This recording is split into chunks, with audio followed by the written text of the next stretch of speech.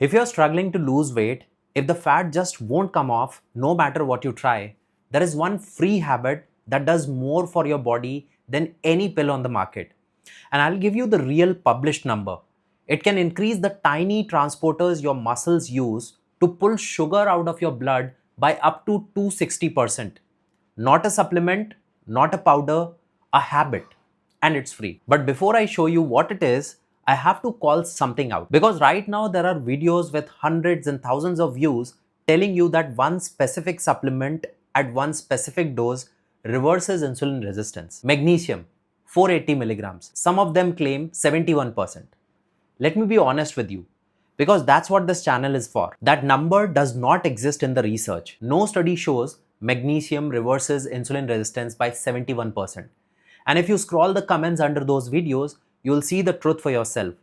Person after person saying, I have been taking magnesium for years and I'm still overweight.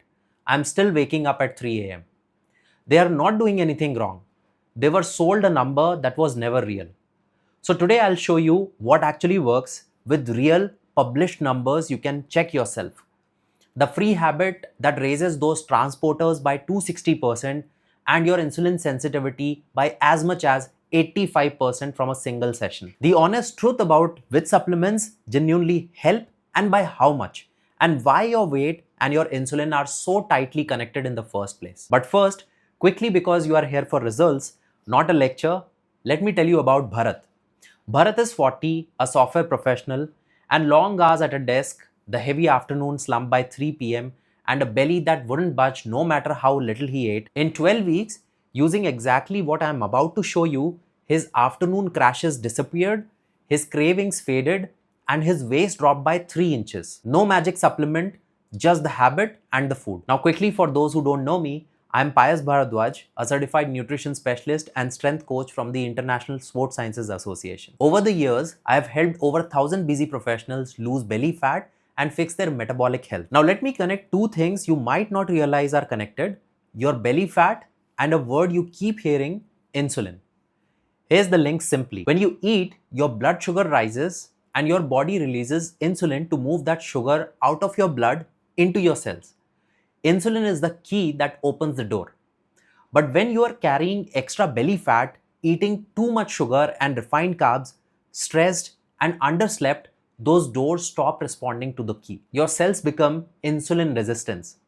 So your body pumps out more and more insulin to force the door open. And here is why that ruins your belly specifically. High insulin is a powerful store fat, don't burn it signal. So you get stuck. Insulin resistance makes you store belly fat, and belly fat makes you more insulin resistance. A trap that feeds itself. Break that trap, make your cells sensitive to insulin again, and everything flips. Your body needs less insulin, the fat storage signals quietens, your energy steadies, your cravings fall, and belly fat finally becomes accessible to burn. That's the real reason insulin sensitivity matters. It's not an abstract lab number. It's the switch between storing belly fat and burning it. So how do you flip that switch? Let me start with one that beats every pill. The 260% habit. Muscle contraction. In plain words, movement, especially after meals. Here is what almost nobody explains. Your muscles have a second private door for pulling sugar out of your blood. One that doesn't need insulin at all. It's called GLUT4. And the key that opens that private door isn't a hormone. It's muscle contraction, movement. When you contract your muscles, a walk, a set of squats, climbing stairs, your muscles pull sugar straight out of your bloodstream through that insulin independent door. And it gets better. Research shows a single session of exercise can increase those GLUT4 transporters by up to 260% and raise your whole body insulin sensitivity dramatically. Studies in this review found a single moderate session lifted insulin sensitivity by around 35 to 51% and a high intensity session by as much as 85%, with effect lasting up to 72 hours after you have finished. Read that again, because no supplement on earth comes close. One workout, up to 260% more of that exact transporter that clears sugar and your insulin sensitivity up by a third to over 80% for the next 2 to 3 days.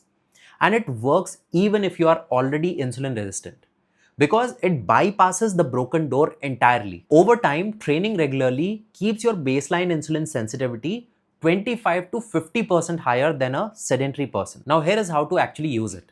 And it's easier than you think. The single best time is after meals. A 10 to 15-minute walk after your lunch or dinner, when your blood sugar is rising, puts those muscles to work exactly when it matters most and flattens the spike that would otherwise flood you with insulin. If you do one thing from this video, walk after your biggest meal. Second, build muscle. More muscle means more of those glute 4 doors.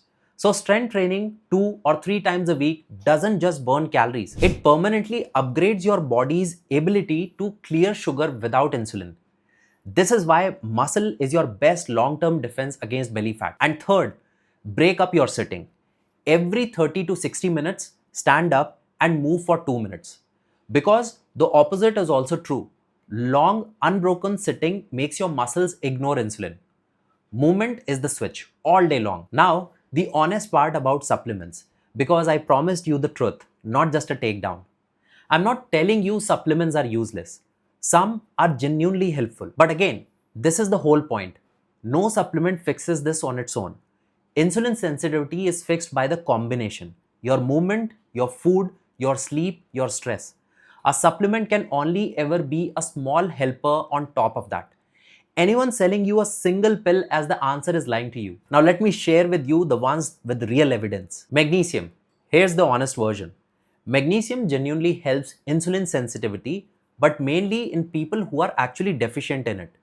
If your magnesium is already fine, studies show it does very little. That's exactly why all those people in the comments saw no change. They were never deficient. Who is often low? People who sweat a lot, drink alcohol regularly, eat very few whole foods, or are already diabetic.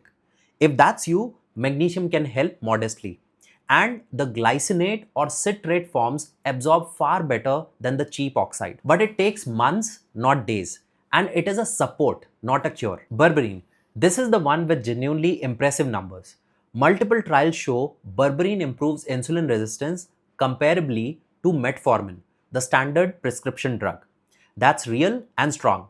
But precisely because it's that powerful, treat it like a drug, not a casual supplement.